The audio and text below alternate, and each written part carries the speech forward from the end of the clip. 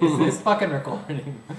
Okay, Welcome to the Pew. This is the most ridiculous thing I've ever seen in my life. This is like the 10th time we have tried to do this, and now we're like moving in like weird slow motion on the screen.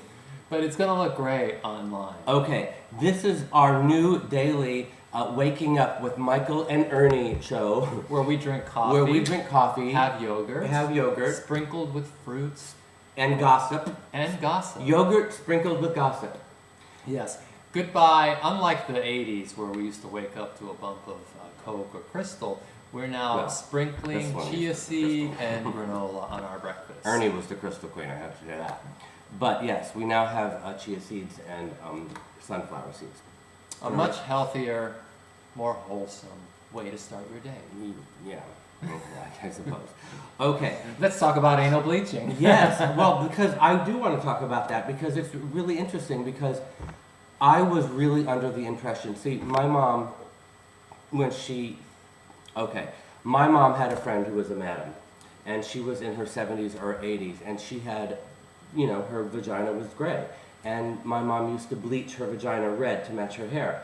And so when I saw because when you're 70 having sex, it's so embarrassing. Well, that's the thing that was weird. I think she was just you have gray pussy hair. Yeah, I don't. That's the thing. I don't think she was having sex. I think she was just very anal about it, because her fingernails were all, Anyway, but so it would be just perfectly natural for me to think that anal bleaching is bleaching the little fuzzy hairs on your butt crack, because everybody wants blonde, fuzzy hairs on their butt crack, right? Well, in fact, it's actually about bleaching your skin. Like Michael Jackson. Right, like Michael. Well, no, because he had vitiglio. Oh, please, that's that thing. That's what he wanted us to believe. No, it's a real condition that happens to dark complexioned people, and they start generally turning white. And it just took over his whole body. Does RuPaul have it? No, not that I know of. That's interesting because she's turning white. Okay, so the other thing we wanted to talk about was this saline. So I had a message the other day on Twitter that I needed to learn about saline solutioning. So I asked Igor over there to look it up. And Ernie, what did we find? Well, we found that saline solution is basically injecting your ball sack with saline solution. You can put a pint or 2 pints of it in there and blow your ball sack up to the size of grapefruits. Now, this is another thing. Wait a minute, you're injecting not the testicles, but the ball sack. Right, the ball sack. It's like it's not like it's any better or anything, but you talk about it sort of like you've done it before. Oh no, I just read about it. It's, I'm worldly.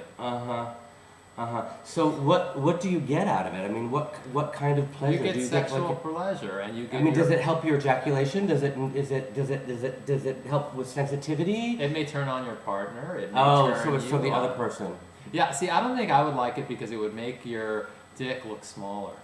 One time when I was young, I jumped off a high diving board and I had my legs spread and I hit the water with my balls, and they both got swollen up like this big, and it was so painful, and I had to go to the doctor, and he just said, well, you have to let them deflate or whatever, but it was just so painful having these huge balls, and it was painful even putting my pants on because my balls were so big. I mean, I can't imagine. How long does this last, this saline solution? Well, it lasts a few days. Apparently, you inject yourself, and then your body will naturally absorb the saline solution and pee it out within a day or two. But I'm thinking, you talk like you're reading this from like a dictionary or something. I mean, are you sure you've never done this? It was a very memorable article on Wikipedia. Nice, I can see. I'm like a sponge. You are like a sponge, like a testicle sponge.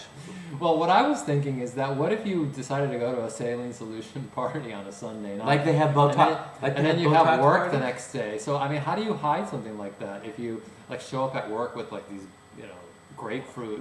Well, if they are actually the size of a grapefruit, which was like this big, then yes, you would not be able to hide that. I mean, no. They would be protruding from the crotch of your pants. Right, you probably have to wear a kilt. Well, and even then, I mean, wouldn't it be hard to walk with that? It would be. I don't understand it. You have to spread your legs. Although I'll tell you that when you're having sex, if somebody's giving you a blowjob and they're also sucking on your balls, that does feel good. So I wonder if they're bigger if rubbing them while you're getting a blowjob would feel better. That is something to ponder. PU viewers, let us know Yes. what your experiences have been with saline solution. Yes. Now, what's the other thing we wanted to talk about? Oh my God! Wait a minute! I'm getting a tweet. Oh, I'm getting a notification here. Oh, it's from Suzanne. Look. Suzanne Barsh, It's from Suzanne Barsh. the legendary nightlife Inviting me hostess. to Gilded Lily. Isn't that nice? Another tweet from Suzanne Barsh inviting me and 20 million other people to a party. I don't think Suzanne ever tweets about anything but her parties. And Well, if you're a promoter, you have to market Well, yourself. You have to promote. but I think there's a balance. I tweet about my Alig t-shirts that are available at projectxarchive.com/shop. Yes, I tweet about them sometimes, but I think I've only tweeted about them, 2 or 3 times. I think it's kind of offensive to if I only tweeted about T-shirts, who would want to follow me? It depends on who your audience is, and say if you have like 30,000 followers and you're tweeting, maybe at one certain time there may only be about 400 or 100 people that see that tweet. So if you're tweeting once every 4 hours the same thing, you're actually not tweeting that message to the same people, because at different times of the day, different people are going to be looking at Twitter. And no one's going to scroll back 5 hours to see what you tweeted 5 hours ago. See, this is why I live with Ernie Glam, because I scroll. I'm a scroller. When I go onto Twitter, I scroll back and I want to see everything. And I go back to, and sometimes I even mark down the place where I was at last, the last notification I got, so I could tweet down to that and see the whole thing. So I didn't realize, because I'm such an egomaniac, I just figured that everybody else did exactly like I did. No, that's not But what most people do. No. People, they look. No wonder Twitter is sucking up all my time. And everybody else's. And everybody else's. So should I be tweeting more about my shirt? Should I be tweeting more about my Alig t-shirt? Maybe you Available should. at projectxarchive.com/shop. Yes, I think you should be. Okay, well, I You're a will. broke bitch. Yes, I will be tweeting because tomorrow is rent day, actually. It is rent day. And Ernie is no longer letting me live here for free, like a real friend. I love him though, because he's charged me only just a little bit rent, but Super friend discount. super friend discount, yes. So what else are we talking about? I think that Scruff and all of those other sites ought to be regulated. I mean, They are regulated. I won't go so far as to say they should be illegal, but it's sort of like I did drugs before, and then in prison, my addiction was eating. When I was upset, I would eat a whole box of donuts or a pint of ice cream. I was like one of those old, women who like sit and watch Lifetime movies and like eat ice cream. That was me in prison. And now I'm addicted to all of these dating sites where I have to go check. I check like every 15, not even every 15 minutes, like every 10 minutes, checking to see, do I have any messages? Do I, has anybody whiffed at me? And if somebody hasn't whiffed at me, I feel somehow empty. Well, I think that you are a sex addict without the sex at this point. Exactly, because the sex never happens. I mean, it's like, I don't even know what the purpose of it is. It's a time filler. It's a time waster.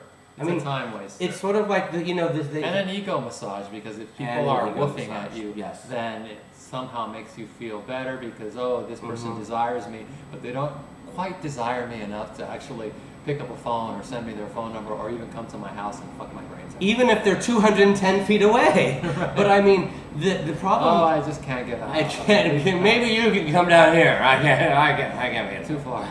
But I mean, the problem lies then with if you don't get the woof, because when you don't get the woof, it's sort of like you don't get the injection of heroin and you're dope sick and you go through a woof withdrawal, and you feel It's a withdrawal. a withdrawal. You feel, like nobody cares, like you're not worth anything. I guess it's like you need to get your worth from yourself. You can't be relying on, or I can't be relying. I'm going to therapy for this. I cannot be relying on other people's opinions of me, and I have actually learned that, not to rely so much on other people's opinions of me to know how I feel about me. Well, just like Twitter and Facebook, Scruff is one of those social media apps promising fake validation, yet never delivering. It's the sizzle. It's how they, what was that? What's the advertising thing? It's the sizzle, not the steak. It's the anticipation of the steak. You never get the steak. It's the carrot on the stick that you never get it. You just get the wolf. You just get the wolf. Yeah. Well, I don't know. I need to just turn all these things off, I think, and just like paint for 24 hours or 48 hours. Somebody told me the other day that I think you should do that right now. Well, I'm right now. Yes. Okay. And that concludes well, then that the pew. concludes the pew. He's gonna go paint. I'm gonna go paint.